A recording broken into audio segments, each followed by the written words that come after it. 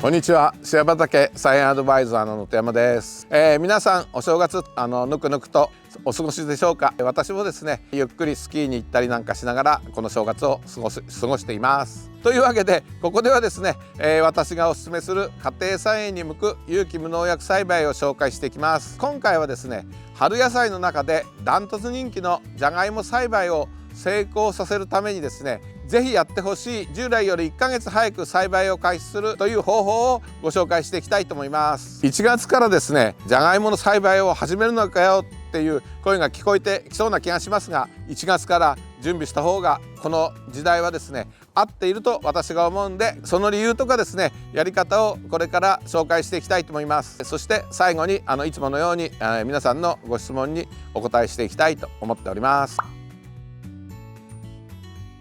それではまず1番目です。なぜ1ヶ月も早く栽培するかからお話ししたいと思います。栽培開始時期を早くしてですね、十分に芋が太る期間を確保したいからなんですね。今までですとですね、だいたい3月上旬に種芋を植えて7月収穫するのが一般的なじゃがいもの栽培と言われてました。でも気候変動とかですね、温暖化によってですね、じゃがいもはですね、もう6月になると枯れてきてしまうんですよね。じゃがいもは暑さに弱くて昼間30度、夜間25度を超えるような季節になるとですね、芋の肥大が止まってですね、枯れるからこんな現象が起こるんですね。そのためにはですね、芋を十分に太らせる期間が短いんですね。芋の肥大期間をもう少し長くしたいなと思うんでしたら、これは早植えをするしかないわけですね。ということで従来よりも早い2月中旬植えをここでは、お勧めしたいと思います。この表を見てください。じゃがいもは種芋の植え付けからですね、発芽まで1ヶ月弱かかるんですね。発芽から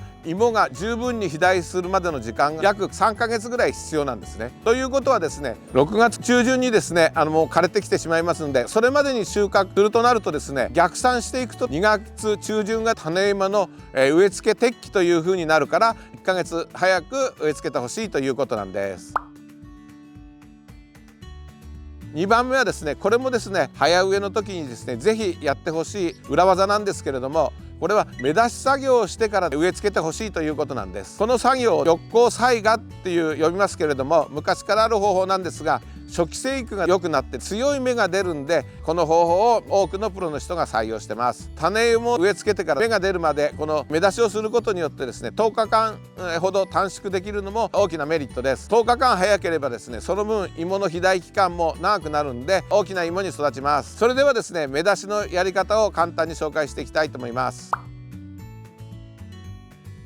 ではこちらをご覧ください。このようにですね、芋を並べて発芽適温の15度から20度を確保できる場所に3週間ぐらい待てばいいだけです。1月にですね種芋を用意しないと間に合わないんで始めてください。大切なのは芋全体に光が当たるということなんで、時々ですねこういうふうにひっくり返したりしてですね、全体の芽がですね、芽っていうのはここのとこですね、これを大きく育てていくということですね。この写真を見てください。芽出しが完了した状態です。ちょっと黒みがかった緑で力強い芽が出てますよね。これが理想です。もやしのようにですね白い芽が伸びているのはダメです。20度以上の高温やあまりひどい多湿だと弱い芽になってしまいますんで、それも注意してください。じゃがいもは寒さに弱いですけども、暑さにもですね弱いんですね。温度管理だけは注意して芽出しをしてください。その中でですね、芽の出が悪い種芋があったらですね、生育が悪いんでそれは除外していただくのも、この芽出ししたことによって無駄な労力を苗に使わないで済むんで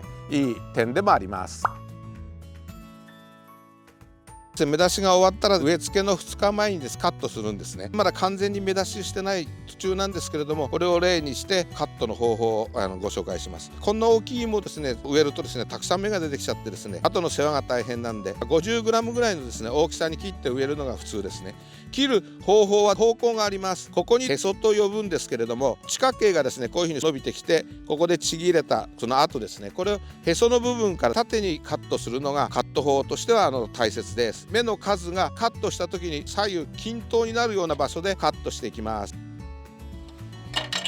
これをですね植え付けの2日前にやってください。ここがですねこうジュクジュクしてますね。このまま植えるとここから腐ってしまったりするんで、温度で乾かしていきます。このように切ります。切り口の面ですね、これをですねかさぶた状にするのをキュアリング処理って呼ぶんですね。このキュアリング処理をするとですねこういう形に種芋がなってですね、細菌の侵入とかですねそういうのを防ぐことができるようになります。植え付けの2日前にやって、それから植え付けをしてほしいと思います。よくですね灰をですねこの表面にくっつけてですね植えるっていう方がいらっしゃるんですが、その方法よりも自然乾燥してかさぶたにするっていうのが安全ですので、こちらの方をぜひ採用してほしいと思います。キュアリング処理というのはですね高温多湿っていうのがですね重要なテーマになりますんで、あったかいところでですね水分が蒸発しちゃうと遅くなりますので、上に新聞紙などをかけてこのまま日当たりのいいところに置いとくっていう作業でいいと思います。3番目のですねポイントは早く植え付けるのでですね、まだ寒いんですね、しっかりとしたですね保温栽培するっていうことがですね重要なんです。それを忘れないでください。発芽適温は15度から20度で、土に直植えするんじゃなくてですね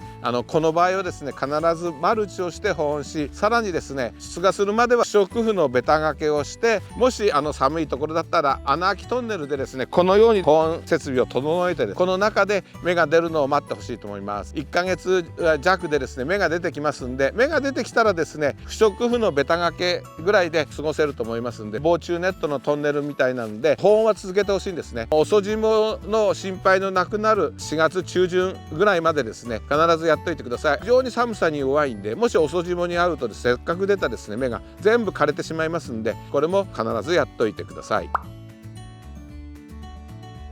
最後の4番はですね土作りです。土壌をですねそれほど選ばず、pH もそれほど気にしないで育てられる野菜で、肥沃さもそれほど必要ないのがじゃがいもの良さなんですけれども、肥料はですね入れた方が芋は大きくなります。ただですね入れすぎると大きいけど水っぽくて美味しくない芋になる危険がありますんで、ホクホクので男爵が大好きな私としてはですねそんなにたくさん肥料を入れないで、育てた方が美味しくなります。大きさより味を取るのが私の栽培です。ということですね、私の施肥計画はですね野菜残差の堆肥を入れます。バケツ2杯ぐらい1平米に入れます。米ぬかを150ぐらい巻いてですね、準備します。肥料は初期生育に発揮してほしいんですね。初期生育っていうのは芽が出た段階ですから、2月に植え付ければ3月の中旬ぐらいですね。ですから1月に入れれば2ヶ月ぐらい肥料を入れてから時間があるんで、十分肥料効果は初期から効き出すと思うんで、その時期に入れてください。これも注意してほしいんですが、じゃがいもはですね追肥っていう形で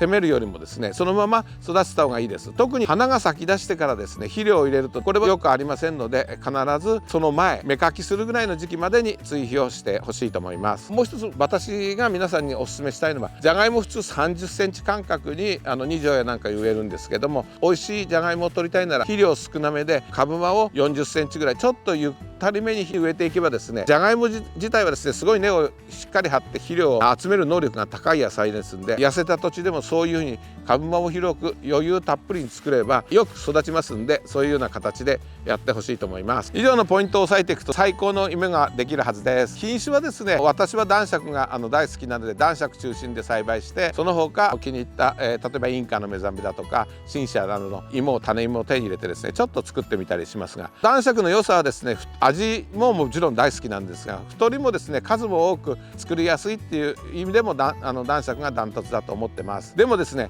今世界中からですねすごいじゃがいもの種芋がいろいろ入ってきてますんで、いろいろ作ってみるといいと思います。私はですねいろんなですね種類を20種類ぐらいですね集めてですねいろいろと作り比べたなんていうこともしてみたことがあります。それでも結局は男爵に落ち着いてしまったんですけれども、皆さんはそこまで自分で実験して自分で試して自分の魅力的なじゃがいもを発見していただければいいかなと思います。それでは質問コーナーにお答えします。こちらの動画に寄せられた質問です。みょうがの株分け動画を見ました。植え付けて5年計画し、この冬に株分けを考えてます。耕して同じ場所にまた植え付けてもいいですかっていうご質問がありました。もちろん構いません。一応ですね株分けの目的はもう一度土の中に広い空間を作るのと施肥をしっかりして育ちやすい環境を作るためですんで、それができれば同じ場所に植えても多分平気だと思います。今回は以上です。今後もですねこのようにいろいろな家庭菜園流の栽培方法を紹介していきたいと思いますので、ぜひチャンネル登録と高評価をお願いしたいと思います。シェア畑菜園アドバイザーの野手山がお送りしました。それではまた次の機会にお会いしましょう。バイバイ。